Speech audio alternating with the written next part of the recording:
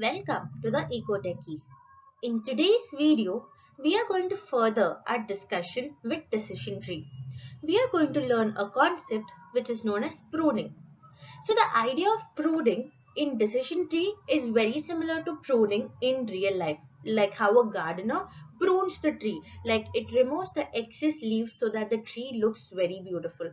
Similarly, over here, our main objective is to ensure that our tree gives us the highest possible accuracy with least number of variables. Now, without further ado, let's get into how pruning is done. Now, there are two types of stopping criteria. There is a stopping criteria which is known as tight stopping criteria.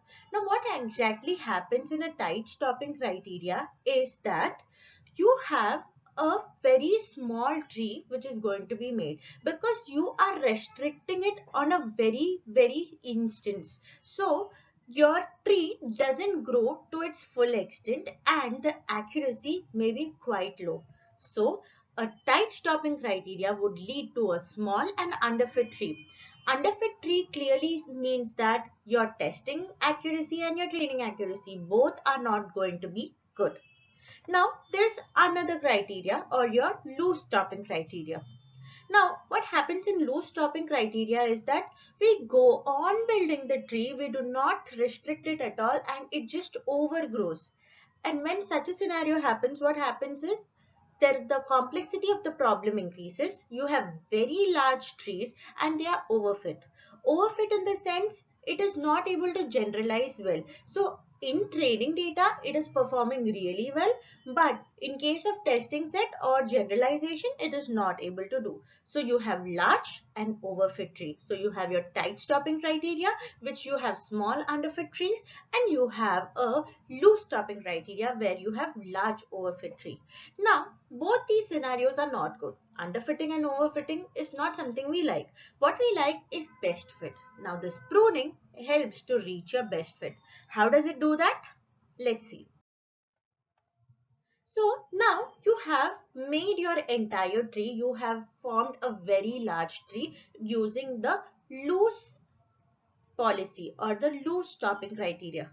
And after that, what you do is you cut off those branches which do not add any value to the algorithm.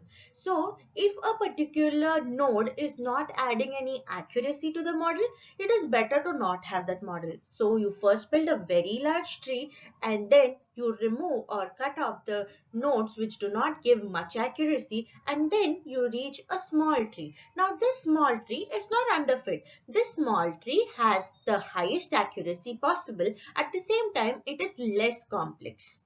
So this is pruning. Basically, you're making the tree go up to the end and then cutting off the nodes which do not add any value to the accuracy. Now, there are two ways in which this pruning happens. Now, you have your top-down approach and you have your bottom-up approach. Now, as the word suggests, top-down. Look at this image. You have your root node at the top. So, from this top-down approach, you start from your root node and then you go on building your node up to your leaf nodes. And in bottom-up approach, you start from the last leaf node, and then if that leaf node is adding some value to the decision tree, you keep it. If it does not, then you just remove it. So you go from the leaf node to the root node. So these are the two different types of approaches in your pruning. Top-down approach where you go from the root to the leaf, and bottom-up approach where you go from the leaf to the root. Now, there are different types of pruning. The first one is cost complexity pruning. Next, you have your reduced error pruning. Then you have your minimum error pruning, and you have your pessimistic pruning, error-based pruning, optimal pruning, minimum description length pruning. I hope the idea of pruning, like tight and loose stopping criteria, what exactly is pruning, the two approaches, the top-down approach and the bottom-up approach, and the different types of pruning is basically clear for one and all. Thank you. Do like, share and subscribe to the Ecotech Geek. If you have any queries, please feel free to post it in the comment section below. Thank you for watching.